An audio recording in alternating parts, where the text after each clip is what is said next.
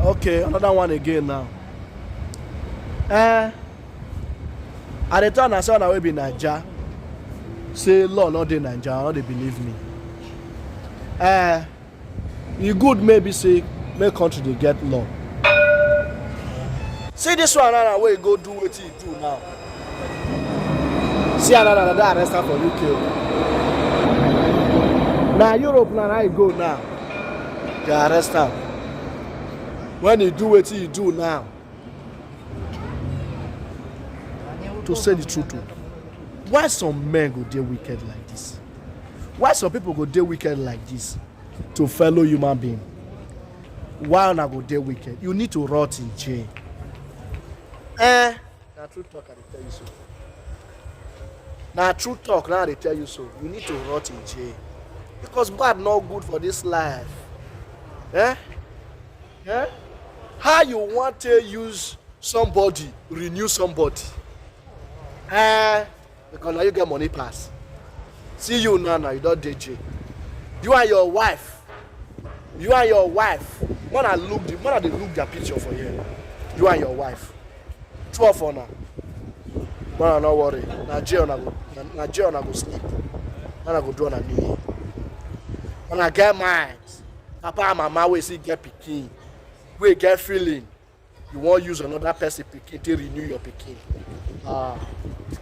See now. Now UK dey happen. Thank God say this something happen for UK. Where we say it happen for Europe, Western world.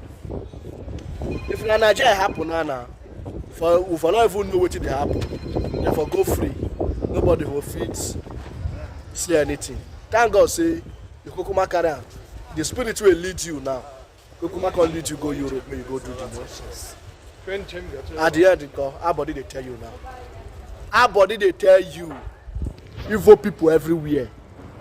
You, Ike Ekweremadu, are a senator in Nigeria's National Assembly. You have held high political office.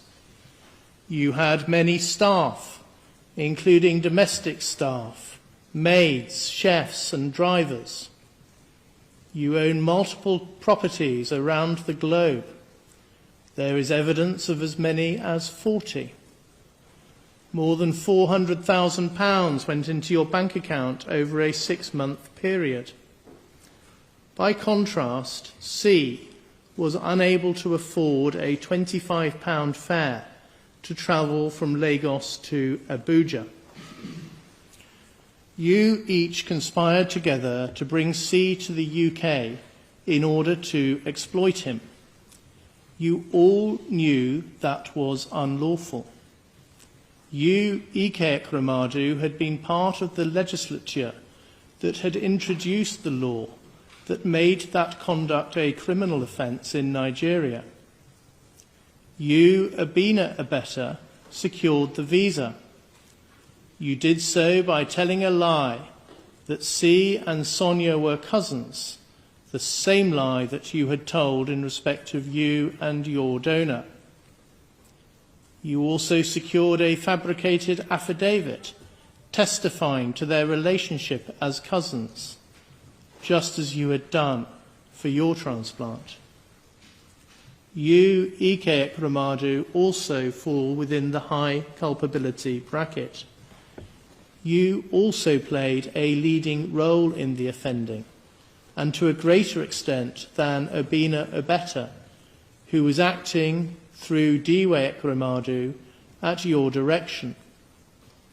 You did so in order to secure a material advantage, namely a human kidney for your daughter. You were involved in a high degree of planning and premeditation.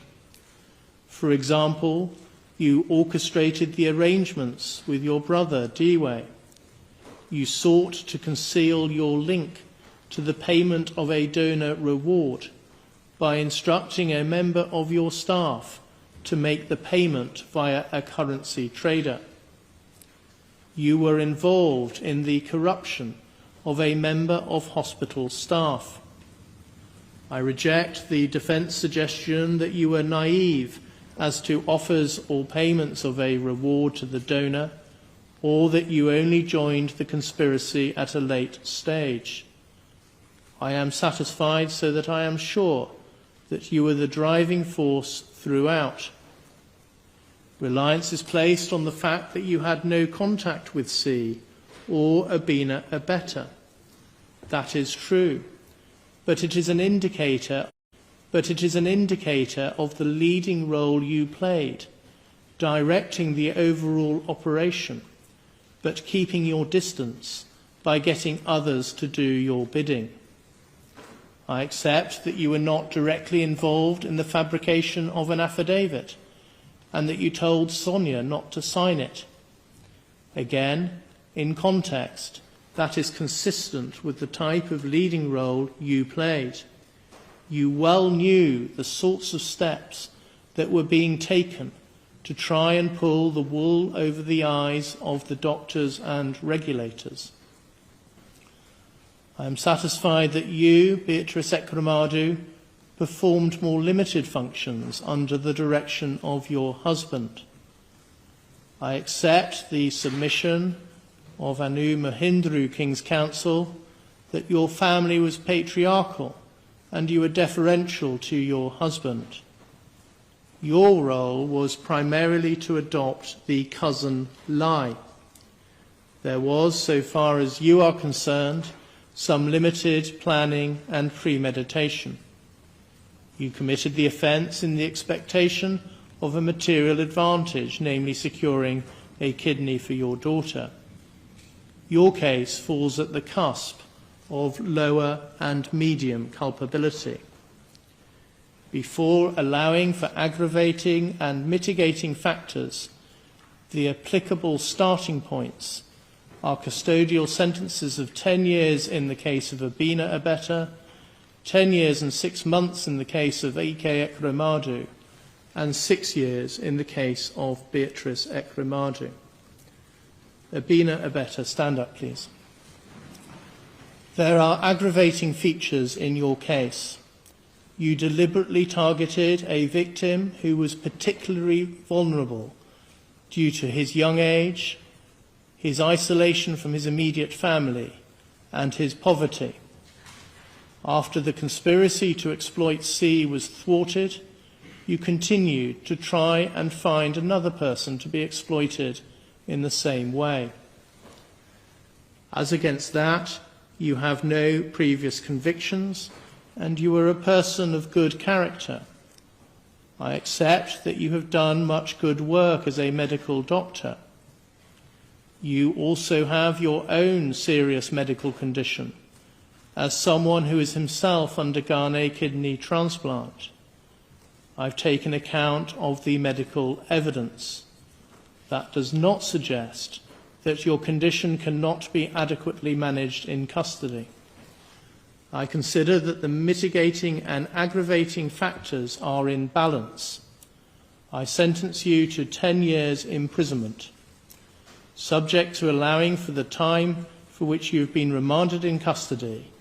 You will spend 2/3 of that time in custody and will then be on licence until the end of your sentence. You can sit down, please. Senator Ike Ekremadu, stand up, please. There are substantial aggravating features in your case. You knew that the donor was vulnerable because of his young age and his poverty. You had a profound understanding of the impact of poverty because of the work you have done for the ECOA Foundation. You gave direct instructions to ensure that tight control was exercised over C. Once the transplant did not go ahead, you immediately sought to find another person to be exploited in the same way, rapidly managing to identify several potential candidates. As against that, you have your own ongoing health problems. You have no previous convictions and were a person of good character. I accept Mr. Hicks KC's description of you as having exceptionally positive good character, and that your conviction represents a very substantial fall from grace. You set up the ECOA Foundation and have funded that organisation, which undertakes a very great deal of valuable charitable work to help those living in poverty in Nigeria. At trial, there was a great deal of character witness testimony, including from Archbishop Emmanuel Chukwuma, the Archbishop for the Diocese of Enugu. I have been provided with a bundle of 51 pages of character statements for the purpose of sentencing. I have read all of them. They include statements from a former president of Nigeria, the current president of the Senate, the Bishop of Enugu, the Attorney General and the Chief Law Officer of Nigeria, and the Speaker of the House of Representatives. That evidence speaks to your role in helping to establish and maintain democracy in Nigeria, and also as an international peacemaker. The evidence also includes moving pleas advanced by some of those who have benefited from your generosity and good works, and also a moving statement from your daughter, Sonia. I take all of that into account. It amounts to substantial mitigation.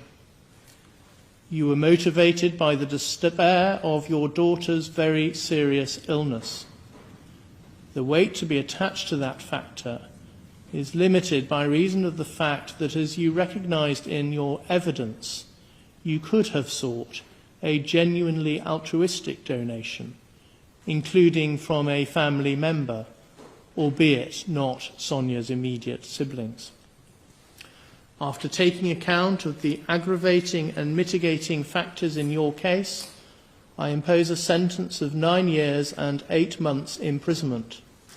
Subject to allowing for the time which you have spent remanded in custody, you will serve 2/3 of the sentence in custody and will be on licence thereafter for the rest of the sentence. You can sit down. Dr. Beatrice Ekremadu, would you stand up, please?